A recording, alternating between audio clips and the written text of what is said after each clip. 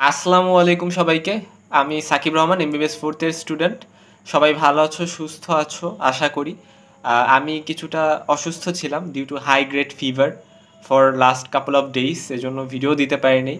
তো এই ভিডিওতে আমি শেয়ার করব খুব সংক্ষেপে যে অসুস্থতা এই টার্মটা থেকে কি শেখার আছে আসলে। মানে ধরো আমি অসুস্থ ছিলাম লাস্ট 2-3 দিন, সো এখান থেকে কি রিয়েলাইজেশন আসে, বা যে কেউই যখন অসুস্থ হয় তখন এটা সবার ক্ষেত্রে এটা প্রযোজ্য হবে। তুমি যখন অসুস্থ হবা তখন দেখবা যে মানে তোমার মাথায় কোনো আজে বাজে চিন্তা আসতেছে না। আচ্ছা, আমি একটু ফেসবুকে যাই, একটু ফেসবুকে স্ক্রল করি, এই চিন্তা তোমার মাথায় আসবেই না। কারণ আসলে ওইগুলা নিয়ে ভাবার টাইমই তোমার নাই। তুমি অসুস্থ, তুমি পেইনে আছো, তোমার অনেক প্রবলেম হচ্ছে, তুমি জাস্ট কোনো রকমভাবে শুয়ে আসো অথবা ট্রাই করতেছো একটু রিলিফ পাওয়ার যে কোনো উপায়ে। জাস্ট তুমি চোখ বুজে হয়তো বা শুয়ে আসো বা বসে আসো। সো এটাই হচ্ছে তোমার একমাত্র ডেস্টিনেশন থাকে যে আমি ফেসবুক হোক, অন্য কে কোথায় কি করতেছে, কোথায় কি খেলা হচ্ছে, কোন জায়গায় ফাইনাল ম্যাচ হচ্ছে, কোনো কিছুই তোমার কনসার্নের বিষয় হয় না। সো এখান থেকে একটা লেসন নেওয়ার আছে যে অ্যাকচুয়ালি আমাদের রিয়েল লাইফেও এই যে যে আমাদের হেফাজের যে বিষয়গুলো, এগুলো আসলে এগুলোর উপর কনসার্ন হওয়ার কোনো দরকারই আমাদের কিন্তু নাই লাইফে।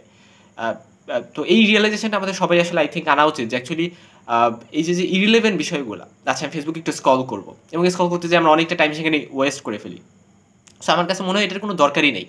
এটাকে আমরা কমপ্লিটলি অ্যাভয়েড করে আমরা যখন নর্মাল থাকি, নর্মাল লাইফে আমরা যদি যে জিনিসটা অসুস্থ লাইফে আমাদের কাছে মনে হয় যে আচ্ছা এইগুলো করে আমি সময় নষ্ট কেন করব, আমার তো এগুলো করে সময় নষ্ট কোনো কোনো দরকার নেই, আমি আমার লাইফ নিয়ে ব্যস্ত আছি।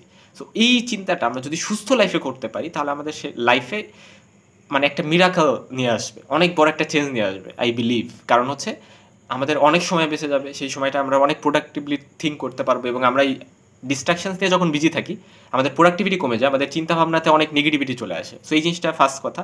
সেকেন্ড যে রিয়েলাইজেশনটা মনে রাখবা যে লাইফে, বা আমার কাছে মনে হয়েছে যে লাইফে তোমার অসুস্থতার টাইম বলো বা এমনিতে বলো, যদি তোমার কাছের কিছু মানুষ, ধরো যেমন ধরো তোমার মা, তোমার বাবা, তোমার তোমার ভাই বা বোন, বা হচ্ছে গিয়ে তোমার ভালো শুভাকাঙ্ক্ষী, ভালো বন্ধু, এরা যদি তোমার পাশে না থাকে তাহলে তুমি যতটা মানে ধরো একাডেমিক সফলতা পাও বা ফাইন্যান্সিয়াল সফলতা পাও, কোনোটাই আসলে তোমাকে স্যাটিসফ্যাকশন দিবে না, তোমাকে এই ফিলিংটা দিবে না যে তুমি সুখী। সো এই জন্য মানে সবসময় ট্রাই করবা সবাইকে নিয়ে থাকতে।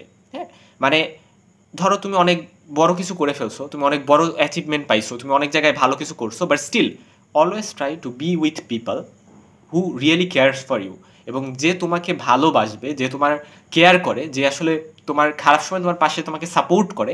অলওয়েজ ট্রাই করো ওদেরকে কখনো অ্যাভয়েড না করতে, ওদেরকে নিয়ে চলাফেরা করতে এবং ওদের সাথে সবসময় ভালো সম্পর্ক মেনটেন করতে, এবং মানুষদের সাথে ভালো সম্পর্ক মেনটেন করতে। তোমার কোনো মানে ইনিমি বিল্ড আপ করার কোনো দরকার নেই। কলস কলস মানুষের আশেপাশে তুমি আসো, মানুষের মধ্যে তুমি আসো, এই ফিলিংটা যখন তোমাকে দেওয়া হবে দেখবে তুমি at the time of your danger, at the time যখন তুমি ভালো একটা টাইম স্পেন্ড করতেছো না, তোমার অনেক খারাপ সময় যাচ্ছে, সেই টাইমে যখন মানুষ তোমাকে সাপোর্ট করবে, এই ফিলিংটাই তোমাকে এমন একটা ফিলিং দিবে যে আচ্ছা তোমার সাথে লাইফে যাই হোক না কেন তুমি সুখী একজন মানুষ, তোমার লাইফে অনেক সুখ। হ্যাঁ, এবং তোমার যদি মানে একাডেমিক সফলতা নাও থাকে, তোমার যদি টাকা পয়সাও ভালো না থাকে, বাট স্টিল তোমাকে ওইটা একটা মানে ফিলিং অফ কন্টেন্ট কিন্তু তোমাকে প্রদান করবে। সো এটা একটা ভালো ইম্পর্টেন্ট পয়েন্ট, এই জিনিসটা মাথায় রাখা উচিত। সো মেইনলি এই টুকিটাকি দুইটা পয়েন্ট মেইনলি বলতে আমি এই ভিডিওটা করতেছি।